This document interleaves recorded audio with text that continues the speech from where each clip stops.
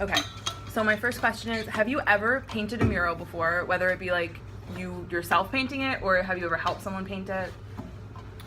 So the answer to that would be yes and yes. I have created several murals in the past, I'm gonna actually take notes. and I have helped students create murals as well. Okay. And What were they of? Or mural? there was one that I did for sort of a friend of a friend wanted someone to create a mural on the outside of their garage, and he was in the merchant marine, and he wanted this nautical theme of a that's ship cool. kind of heading out to sea. That's cool. So I did. Was it like abstract or was it more like That one realistic? was pretty realistic. That was realistic. I was thinking more realistic, but also my idea, I'm still like wishy-washy between ideas, so. Yep. How long did it take about? Hmm. In other words, how long do you think I will need? That was a couple of weeks. Because that one was outside, it was depending on the weather. That's true. Okay. You'll be inside, so that will be a Yes, little and bit I do easier. have people that are willing to help me, Right. help us.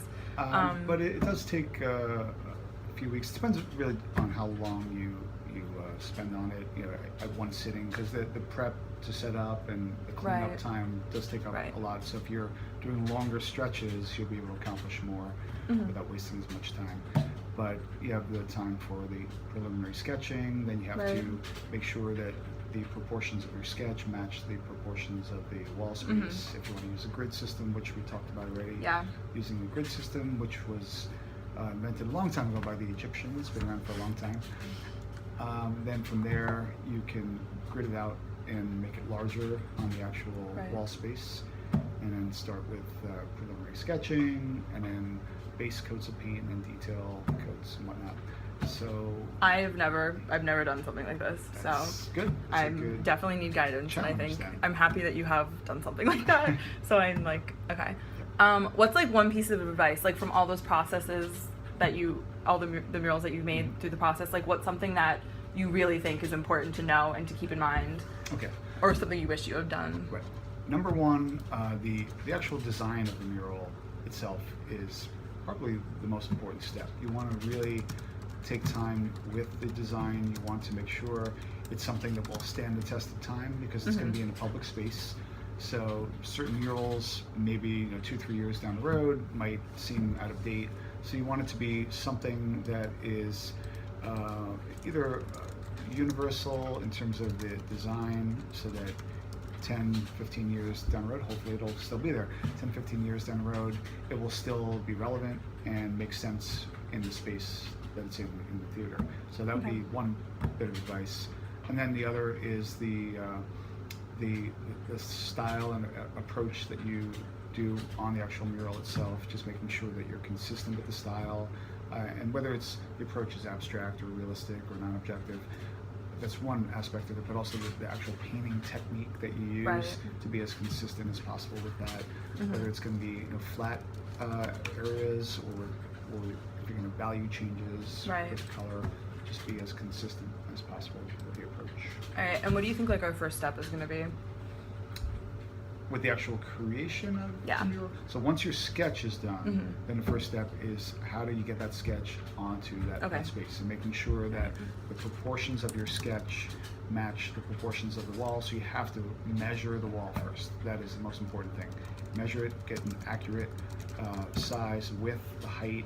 If there's any odd things on the surface, any space between areas, which I think yours does have. Yeah, there's space the between. gap. There's like two separate ones, Right. kind of. Right. So get it exactly measured out, figure out everything, and then draw your sketch based on that to scale. So if it's 6 feet wide by 10 feet long, then your sketch should be 6 inches wide by 10 inches long, and it'll be easy to transfer from the small to the large. Right. And so how do I how I don't know, I'm telling you right now, I don't know anything about, like, you are a graphic design teacher. I know nothing about graphic design. I've never taken your class. But I know that I talked to you about this, how we did for the shows, for the thing that we put out as the advertisement outside for the shows. They sometimes do like a projection of it. How would we go about doing that? Yeah, that's another way to approach it. So you have your preliminary sketch has to be right proportions, get everything worked out ahead of time. But if you did want to set up a projector, we would have to create, because your mural is in front of a set of seats that go downhill. Mhm. So you'd have to set up a little platform or ladder or something where you can lift the projector high enough up so that it can span the width of the space. Right. So figuring that out, you just gotta, it's like trial and error. You have to put the ladder in one position, see if you can get wide enough, if not, a little bit further down or further up to get the projector in the right spot. Right. And once it's in the right spot, mark it out, tape everything, because you might have to move the ladder each day. If there's an assembly, you might have to take the ladder out, put it back in. So mark exactly where the legs of the ladder go, mark exactly where the projector sat on top of the ladder or platform that you use, get it all figured out. And then once you get the angle and everything set up, you should be able to do the tracing in one sitting, That'd be awesome. maybe an hour, and get that image traced out. That would be helpful if you don't have to set it up and then take it down, set it up, take it down. All right, so you answered my next question. Okay. So you do think that's a good approach to it? Yeah, I think, Okay. again, as long as the preliminary sketch is the right proportions, then yes, Okay. that would work. And Alright, you so we're can gonna have to scan that, measure. or I take can a actually good measure it quality today. photo. Okay. Because we're gonna say for Mayhem today to work Yeah. on Mayhem set. Yeah, so Okay. scan it or take a good quality photo of it that you could get onto the computer that you could use for the projection. Okay. Now more like about your background and you. Sure. What made you decide to become a graphic design teacher? All right. It was kind of like a long whirlwind of different changes and whatnot. But initially, I went to school for fine arts, and I went for about 2 years for fine arts, and then I decided to change my major about halfway through to commercial art, which is basically graphic design. And I got a degree in communication design, and I didn't think about teaching at all at that point. I never thought I'd ever be a teacher because you have to talk in front of people, and I hate talking in front of people, and that's one of people's biggest fears, talking in front of a crowd of people. But so I worked as a graphic designer for several years, and while I was doing that, I was also involved in, sounds kind of funny, but drum and bugle corps. I was a member in that, doing music in that, and then after a certain period of time as a member, they asked me to be on staff to help teach, and then I started teaching that. And after I did that for a while, I kind of put two and two together, the teaching of that and my work in art, and then I went back to school to get my teacher certification to learn how to teach art. And initially I didn't teach graphic design right away. I taught just regular fine arts, and I still go back and forth here at Westfield between fine arts like Foundations of Art, which I'm going to teach next year, and graphic design. And it just sort of made sense to tie together teaching with my art, and been doing that ever since. Okay. And where did you learn your skills? Did you already have the skills, or did you decide oh, I want to do this in my life and then learn it? Artistically speaking? Yes, yeah. I was always, since I was a little kid, always doing something creative, always drawing or sculpting or whatever.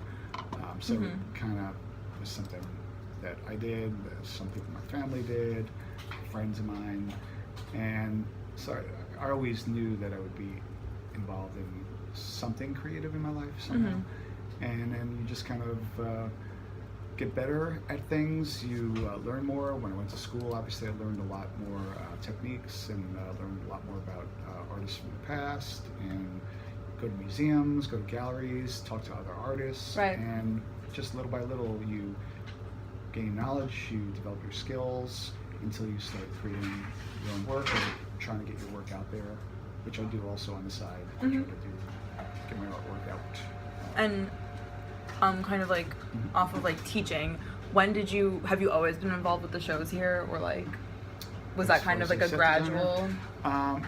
When I was in a previous district for a little bit, and I did do the sets there, they asked me to do that, and then when I came here, my first year they heard that I had done sets in the previous district, and they said, hey, would you want to do the sets here also? So when I first came here, I didn't do the fall production. the previous teacher was still doing that one, but then they asked if I would do the spring production because I was also involved in marching band, so it was tough to do both at the same time. So I did the spring production of my first year, and I've been doing it ever since. Okay, we're hitting at 10 minutes, but I do have one more question. Mm-hmm. What are things that I need to just straight up avoid when doing a mural? Like, what's something that I just shouldn't even, like something that's maybe too Right, difficult? some like, things would be try to avoid cliche ideas. Try to be as original as you can. If you feel that you're not really strong with a certain either technique or maybe proportions of the human body, then don't try to do that. Make it more Okay. abstract. If you're not good with blending yeah, I and think we might shading, have to do abstract. think of more flat values instead of like gradual changes in value. So go with your strengths. Figure Okay. what you like best. That's helpful. And if you want to research, look at muralists from the past. You can look at like Mexican muralists. You can look at artists and look at their style, look at their technique. But then also, really important is composition. The way that you compose this, how you piece everything together. You want to really plan that out. Again, the planning is so important. So you don't want to have one area very crowded and detailed, and then other areas blank and open. You want to try to have a good sense of balance throughout the composition as much as possible. Okay, I think we're good.